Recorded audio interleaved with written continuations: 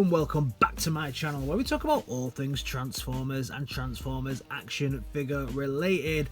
And today in the booth I finally get to take a look at the Iron Factory Honekumoki, I think I'm saying that right, maybe not, part of their Iron Factory series. This is their take on Bludgeon. So this is actually my third attempt to pick this dude up. Twice this guy was sent back to China, whether that was to do with the pandemic situation or to do with Brexit or to do with anything like that. I have no clue, but finally it came to me. It took less than a week to get here from China, so thank you very much to AliExpress for getting it here actually really quickly on my third attempt. This is part of their Iron Samurai series. I think they also have a white Leo convoy out in this as well. And actually they've just released some pictures of a shattered glass version of that I will definitely be picking up. So this is my first chance to look at anything in the Iron Samurai series, so let's take a look. As we always do on this channel, let's start by taking a look at the box itself. And the box itself is beautiful. This kind of jade coloured box with the Japanese writing down the front, with the Kabuki mask in the back, and then we have Iron Samurai on the front with the Iron Factory logo as well there, and of course it says Iron Factory 2020. The side we just get a Kabuki grill with the Iron Factory EX46. On the back we get some product shots, so we see him in his multitude of forms that we can get out of this dude. We can also have on the bottom, we have the don't eat your children because they have small parts effort, and then just another Kabuki grill on the top, and then just a red line on the back. So really nice kind of premium feeling looking box there. And he also comes with destructions, and the destructions are in the kind of sheet format. They're okay until you get to the legs. We'll cover this in the transformation. The leg transformation on this is not all that clear when it comes to the destructions. So yeah, the destructions could have been better. But now it's time to look at the main event himself, and as soon as I saw this figure I absolutely fell in love with it. I think this is possibly my favourite version of Bludgeon's tank I've ever seen in my life. It is so cool. It looks like something out of almost like a steampunk together with old world Japan, a little bit like that, maybe that Ninja Batman that they did not so long ago. But oh, this thing is absolutely beautiful, fantastic looking tank here. Lots of accessories. All the accessories go on this figure and can be held on. So you got a sword here, you have a sword here, you have the cannon here and a flag.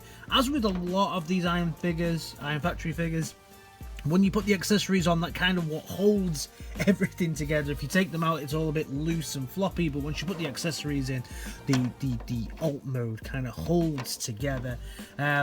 Let's have a look at this dude a little bit closer, and you can see the kind of weathered look that they've gone for on the armor. Looks really cool. I love this kind of weathering as we go through here. This green, this kind of army green is beautiful.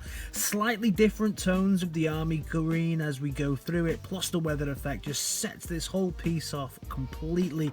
Really nice gold as we go through this as well. You can just see around the tracks. The Kabuki grill on the front is beautiful, and the Kabuki grill has an articulated mouth here as well, so you can have it kind of however you want It has two forms for the tank mode. We'll go into the other one in a second. So you're a little bit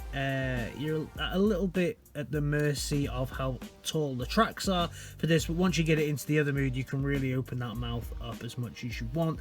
The cannon is really cool. It's this kind of Japanese old school gun, really beautiful. Swords that just attach onto the side just to give it that a bit more kind of samurai kind of look. Flag on the back looking really good. I would have liked to have just seen the flag maybe a little bit more worn. That would have been beautiful, just to have it kind of looking like it was a bit aged, the same as everything else. You got the kind of steampunk style stuff sticking out through the top here. On the bottom is nice. The only problem I have with Iron Factory is these are more models than anything else. These are to sit there and look beautiful, so they don't even have wheels on the tracks, but the tank tracks are all painted up and do look very nice indeed. Articulation in this is restricted to really the mouth that you can have here from an articulation point, and there's not much movement here at all for the tank. There's some up and down you can get, but there's no real side to side action on Bludgeon, unfortunately. Okay, now it's time to do a little bit of a comparison, and now let's start with the Iron Factory Iron Tyrant, which is their take on Megatron, which is the other Iron Factory figure that I own. These look great together, show off the real difference between this Iron Samurai look and the more Cybertronian version of Megatron's tank, but they are similar size. I actually expected them to share a lot more features and a lot more of the transformation, but there's a big difference really between the way that these dudes transform. So there is a huge difference. It's not just like an Iron Factory Bludgeon version of Megatron, so there is a big difference between these two, but they look absolutely great together. Putting him next to the tank from the Kingdom line, so this is Warpath, so you can see him next to Warpath here, and you can see they're kind of a little bit similar in length. Warpath obviously here has the height advantage, and Warpath will also be much taller as well once we get into the bot modes as well. And then if we have a look at Megatron here, we can see Megatron is a much bigger tank from the Voyager class, so he's not really going to fit in with your War for Cybertron line. This is definitely in a world of their own. So first little transformation on this dude, we'll put him into Spider Tank mode, and take off the swords for this section, and all we do is go on the underneath. You have these little bits here, and they just come out like so. You pull the pincers out, same with this. These were very stiff the first time I did it. They do come, I promise. And then the same with the ones at the back here, here. And these are tabbed into the side, but I think for this mode you can really kind of untab these just to give him a little bit of a flex, a little bit of room, and then you can have them. You can have the Spider Tank. So here we have Bludgeon in his Spider Tank mode, and I think this is a really beautiful mode. You can get some really dynamic looking poses out of it due to the fact that you can really position these kind of legs however you really want, and then also this face now really comes into its own with the mouth, so you can really articulate that to however you want to give him a real badass look. And then yeah, you've got the legs coming up, and I think this just looks really cool, really incredible. Very nice touch, pretty stable as well. I know it fell over then when I touched it, but it is pretty stable as a thing, and yeah, very nice. I'm a big fan of this mode. So again, just for a quick comparison to see what difference the spider legs make, first of all, this is him with Warpath, and then him again with the Iron Tyrant. You can see he's a little bit taller, And then again with Voyager G2 Megs, he's about the same height as it, but obviously much smaller in other areas. Transformation time now, and the first thing we're going to do is we're going to pull these apart and take off the gun and pull his little legs apart at the back to remove the flag.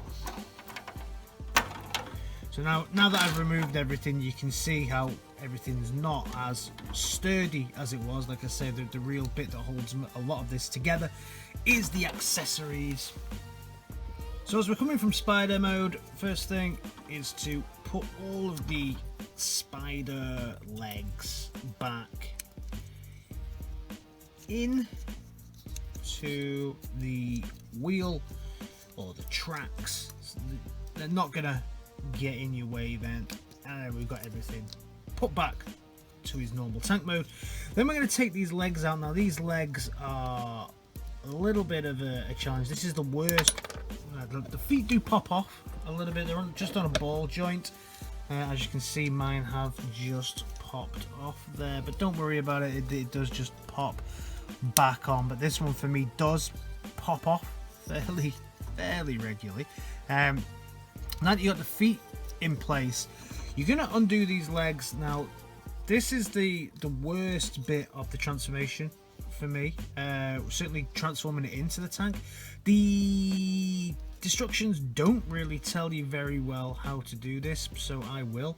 You have these little 3 kind of joints within it, and this joint goes back, and then you fold this in so that it sits there like this. So just be very careful when you're doing this. They do seem quite sturdy, the joints, but again, I think with a lot of these iron factories, and then there's a lot of stiffness the first time that you do the transformation, which is great because it means that the joint is pretty secure. So you can see that now that's been done and transformed back to the way that it was. But just be very careful when you are doing these. Again, kind of unfurl it and then put this section down, and then that'll just let you understand where everything needs. And the foot has popped off again. So that's it, and just work the leg round, and then you've got the leg, and you can just yet again place the foot. Next up, we're going to work on this jaw and bring it down and then fold it in so that you just got it laying flat on itself, and then it will just hide itself down there. Next up, you can bring the tank tracks round the front and then maneuver these arms just out to the side, flex the hands and the arms up just so you've got some space, because what we're going to do now is just work on the head, and to do that we bring the head and the face together like that. Just be careful with this. These are unfortunately quite flexible. I don't know how much flex they can take. Any stress marks will obviously show quite badly, but they do flex quite a bit, but there's just not much clearance for the old head on this here, and then you can just put it down into that section there. So you've got the face in the end, but the arms right now, they will come up there, and then you can bring the head down. Then once you brought that down, just twist the leg round and twist his leg round, and there you have your Iron Samurai. So now we get our first look at our fully transformed Iron Samurai, and I just love it. I just absolutely adore this version of Bludgeon. He's really nice in this mode as well. Massive kabuki grill right on the front of the chest here. Again, the weathered look carries over from the alt mode and just looks absolutely beautiful. You know, Hasbro, take a look. You know, when you were trying to do a weathered look with Siege, this is what a weathered look actually looks like. It's absolutely fantastic. Head sculpt, lovely, done in gold. Really hope that my camera here can get focus. Yes, go on camera, well done. Really nice. Now we brought it into focus, you can see this classic skull done in gold with the green weathered look all around it, this kind of camo green, beautiful, with the gold tinges and the copper running through the arms. You can see that you've got two different shades here. You've got the copper with the different kind of more weathered copper going off in there as well. Absolutely beautiful, just all over this piece. They've just done a lot to make this piece just look beautiful. Really, really great the way that they've done this. I absolutely love it. The tracks even look a bit weathered as we go through. We've got the silvers and the greens, the copper or the golden color that just runs and hits off the green is really, really nice. More of that weathered effect down here. The back. Next up, we'll look at the articulation, and okay, this is where it goes a little bit off the rails.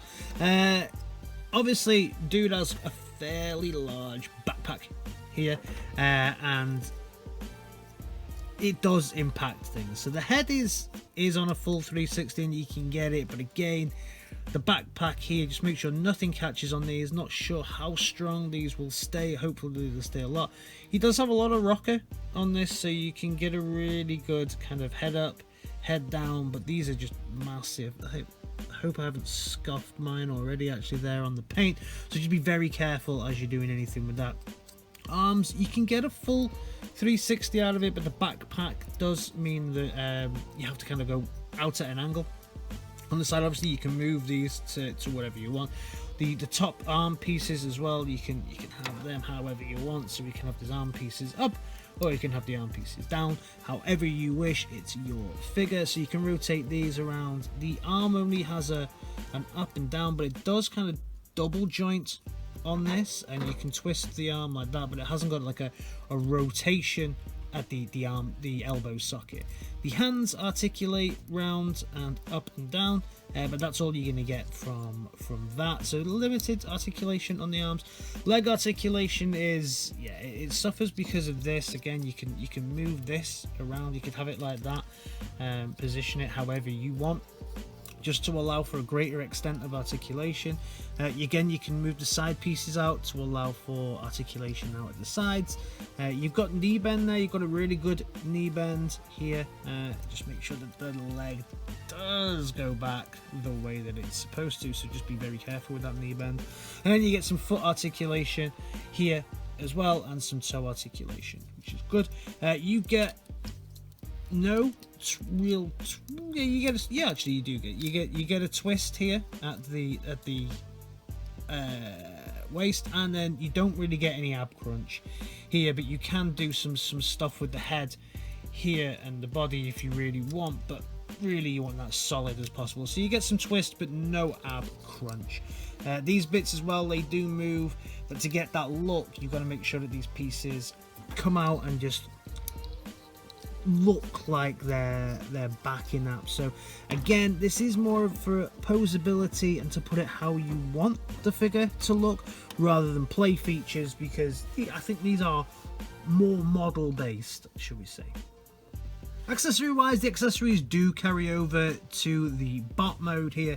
First up, we can put his little flag, his kind of Shogun flag on the back. So he's got a little port here in the bottom of the tires, so tires, I keep saying tires, tracks, so you can put it together, and again that'll help this section hold together even in this mode, and then it just gives him a little bit more height as well on the figure, and he looks pretty cool. He looks pretty nice like that. I think that's a good look for him.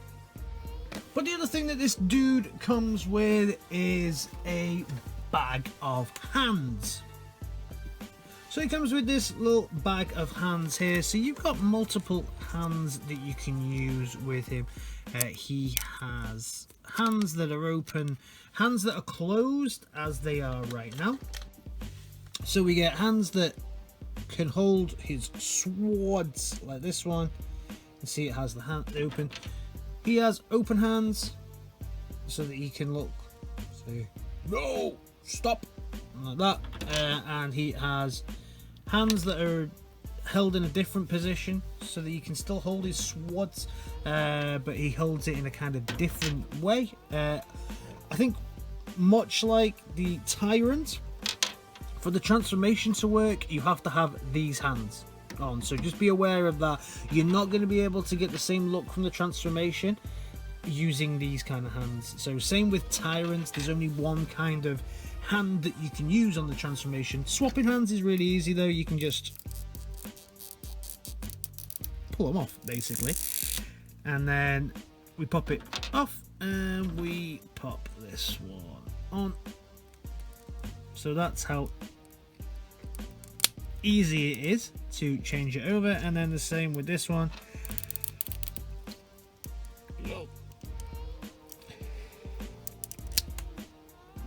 We pop it off and then we stick the other one. So that's how easy it is to just change his hands over. They literally do just pop off and then pop on again. Now that we have his hands in the right positions, we can start to look at some of his other accessories. And he has these swords. These swords will just attach into the sides here, so we can have it on the side there. And he can have the other one on the side here. So that looks pretty damn impressive all on its own. So here's like these lovely swords that just kind of hang off the side there.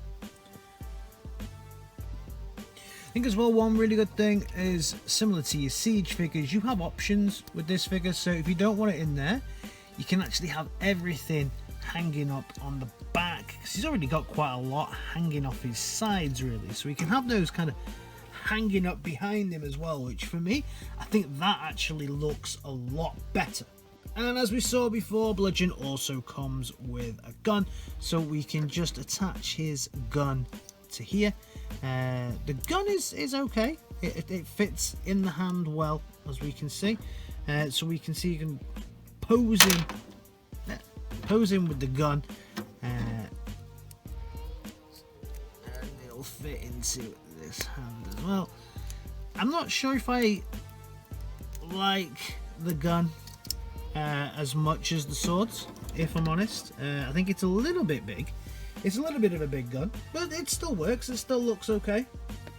I think it definitely works better if he's holding it in two hands like this. It definitely has a better look to it when he's holding it in two hands. Otherwise, for me, it just looks a little bit too long. But we can take this off him.